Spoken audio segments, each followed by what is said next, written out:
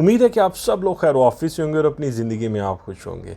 अगर आप चैनल पे न्यू हैं तो आपसे गुजारिश है कि प्लीज़ चैनल को सब्सक्राइब कीजिएगा, वीडियो को भी लाइक कीजिएगा। अगर आपका कोई क्वेश्चन हो तो कमेंट करिएगा। मेरी पूरी कोशिश होती है कि जो जितने भी कमेंट्स होते हैं मैं उनको डेफिनेटली आंसर करूं, और अगर मेरी वजह से किसी बंदे के लिए कोई आसानी पैदा हो सकती है तो मैं उसके लिए ज़रूर आसानी का बायस बनूँ।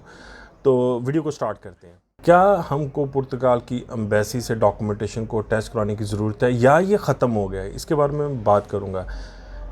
हमारे जो मेजर यहाँ पे इमिग्रेंट्स हैं वो डेफिनेटली इंडिया, पाकिस्तान, बांग्लादेश और नेपाल से, मैं चारों की बात करूँगा आपको ताकि सबको समझ लग जाए कि आपके डॉक्यूमेंटेशन वहाँ से टेस्ट होने हैं कि नहीं होने।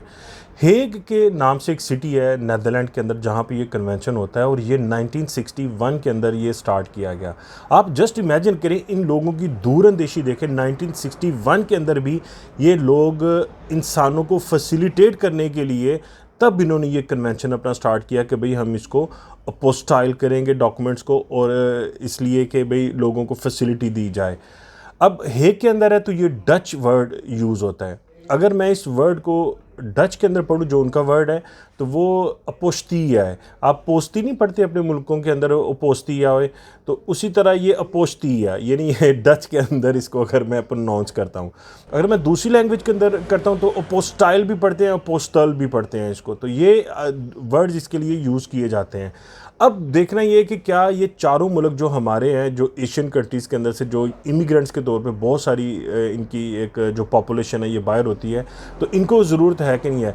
इंडिया जो है वो 2004 के अंदर इन्होंने रिक्वेस्ट की इसका मेंबर बनने की। 2005 से ऑनवर्ड इंडिया जो है इस जो कन्वेंशन है इसका मेंबर है।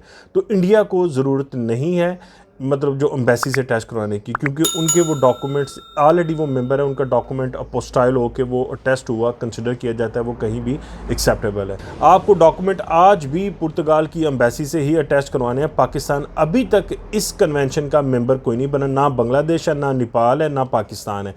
इन चार मुल्कों में से सिर्फ और सिर्फ इंडिया इस कन्वेंशन का मेंबर है, जो 2005 से ऑनवर्ड इसका मेंबर है। तो पाकिस्तानी लोगों को प्लीज़ अपना माइंड अपना क्लियर करें। कोई अटेस्टेशन आपकी यहाँ से टेस्ट होके आगे जाए वो ऑफिसर पर डिपेंड करता है, लेकिन बाय लॉ आप बाउंड हैं कि आप पुर्तगाल की जो एम्बेसी वहाँ पे मौजूद है पाकिस्तान के अंदर, वहाँ से आप उसको अटेस्टेशन करवाएं और टेस्ट करवा के फिर यहाँ पे बुलाएं।